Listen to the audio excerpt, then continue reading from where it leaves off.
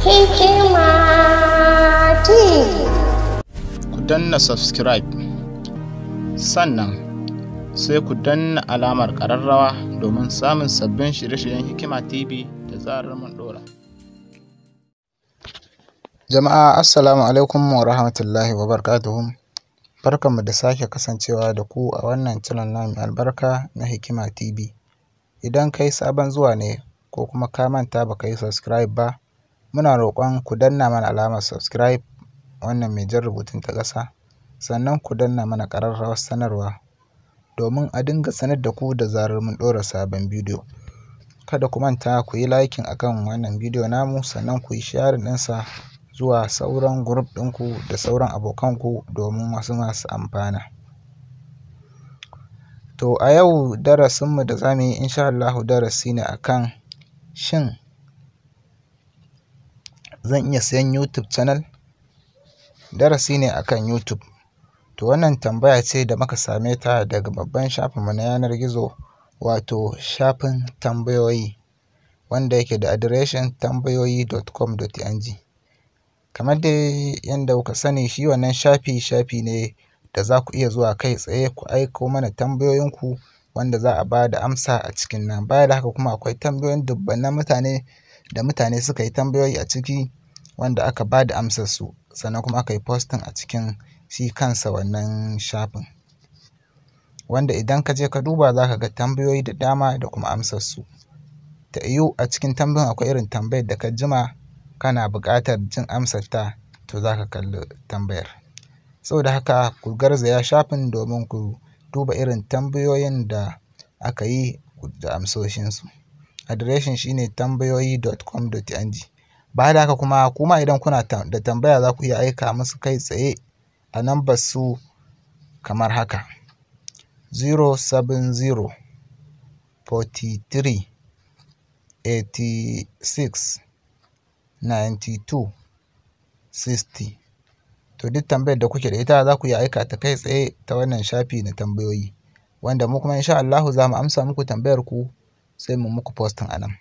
Baya da haka kuma idan mun ga abin ya danganci YouTube kuma yana da muhimmanci sosai, to za mu yi bidiyon sa mu yi bayani a cikin bidiyon kamar yadda muke yi a baya.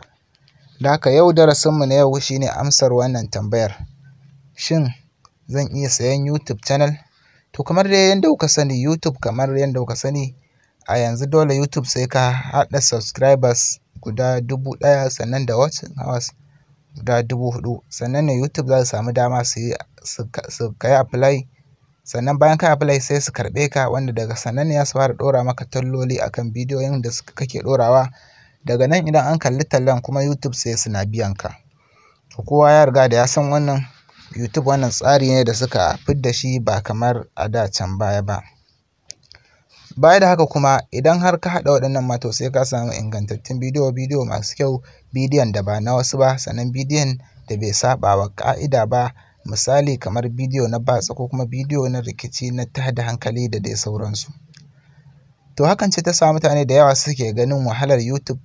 Wasu ba su samun lokaci ko ba su samu lokacin da za su haɗa wannan subscribers da yawa ba, ko kuma watching hours da yawa.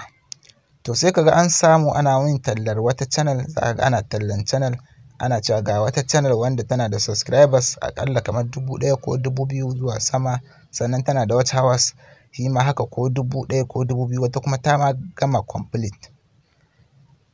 To wasu sai su samu ana wannan talla, sai su ga ana tallar kuma gashi tana musu sauƙi a yanayin yanda suke ganin wahalar aikin. To shine za su tambaya shin za su iya siyan wannan channel ɗin?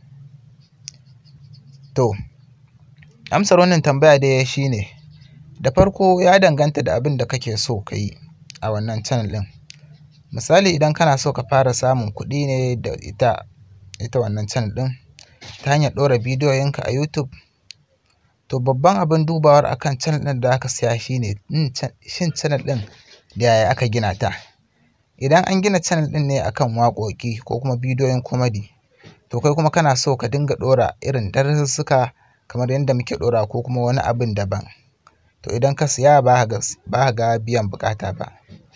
Domin waɗanda suke kallon wannan channel ɗin wanda ka siya kenan, ba don koyon darussukan da kake ɗora su kai subscribe ba. Don haka ko da ka canja kana ɗora irin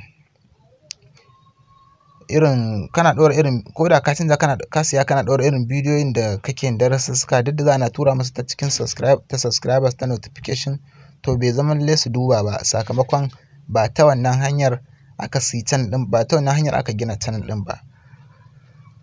Don haka idan za ka siyi YouTube channel to ka sayi wadda aka gina ta akan irin bidiyon da kake so ka dinga ɗorawa.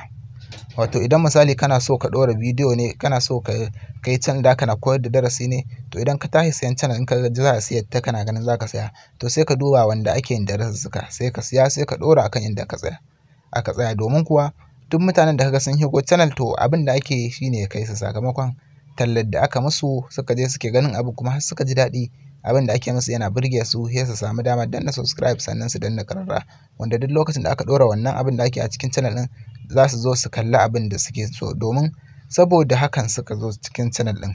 Da haka idan har kai ka siyi channel ana ɗora darussuka sai kuma ka zo kake ɗora comedy, to bai zama lalle a ce duk lokacin da ka ɗora ka samu biyan buƙata ba, ka samu viewers ɗin da kake tunanin za ka samu ba adadin wannan subscribers ɗin da kake da su.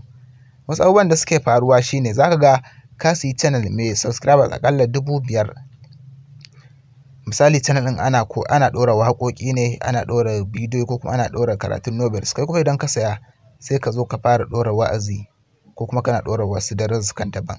To a mutum 5,000 nan sai ka ga idan ka ɗora bidiyo sai ya kwana, amma sai ka ga baka samu viewers ɗin da ya kai 100 ba.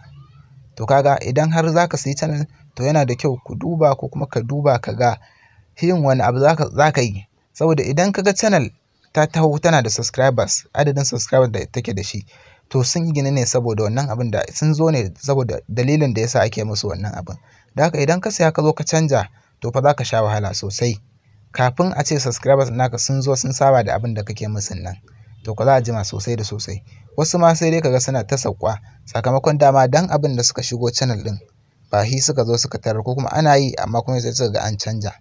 Saboda haka idan har za ka siyi channel, YouTube channel, to ka duba ka ga wani abu ake yi, abin da ake yi a kai sai ka ɗora. Domin idan ba haka ba kwa za ka yi asarar kuɗinka, kana ji kana gani ka siya abu amma kuma sai ka ga baya biya maka buƙata.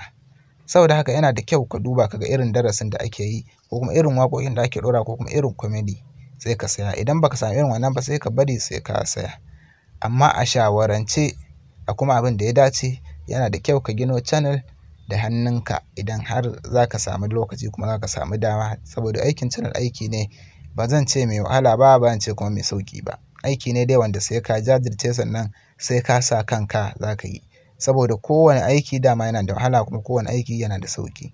Sauƙinsa ko kuma wahalarsa ita ce rahin mai da hankali akan wannan aiki.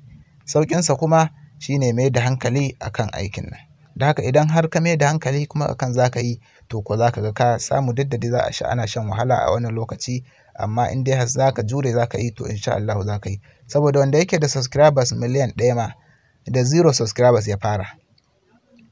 Lokacin da ya fara shi ma subscribers ɗinsa 1 ne, a hankali har ya je sama da miliyan. To kun ga, saboda haka kowane abu da ka gani yana da ƙarshe kuma yana da lokaci. Don haka idan har ka san za ka iya, to yana da kyau ka zo ka tara subscribers ɗinka da kanka, ka zo ka buɗe channel kana irin ɗora abubuwan da kake so kana ɗorawa, wanda kana sharing ɗinsa zuwa inda kake so kana sharing. To daga wannan lokaci in kai sharing, mutane in suka gani abin ya burge suka shigo suka ga abin ya amfane su sun ji daɗin sa sai su danna subscribers. Kaga wannan subscribers ɗin su ne suke son wannan abin sai suka zo suka danna. Kaga kenan kowane lokaci idan ka ɗora dama sun danna ƙararrawa, to za a zo a sanar da su. Kaga anan abin nan ya yi maka amfani, sannan kuma kai kanka ka san za ka ji daɗin channel. Shi yasa za ku ga wata channel ɗin tana da subscribers da yawa amma sai ku ga ba sa samun viewers da yawa. To duk irin wannan ne yake janyowa ko kuma sauya ainihin abin da kake yi. Wasu kuma za ka ga ba su da subscribers da yawa amma kuma suna samun viewers da yawa. To shi ma wannan duk irin wannan ne. Saboda haka wannan shine amsar wannan tambayar taku, da fatan kun ji daɗin wannan tambaya. Kuma wannan amsar an bayar da ita ne a shafin adireshin mu na yanar gizo, wato tambayoyi.com.ng. Da haka idan za ku aiko da tambayoyi, kuna so ku aiko da tambayoyi kai tsaye wanda za a iya ganin tambayar taku sai a zo a yi darasinta, sannan kuma in ta kama a yi bidiyon ta a yi bayani a ciki. To sai ku biyo mu ta wannan namba kamar haka: 08043869260. Wannan ita ce hanyar da za ku bi ku aiko da tambaya a kan shafinmu na intanet. Mun gode da kallon wannan bidiyo. Kada ku manta ku danna subscribe, sannan ku danna ƙararrawar sanarwa. Haka zalika ku yi sharing ɗinsa, sannan ku yi liking. Mun gode.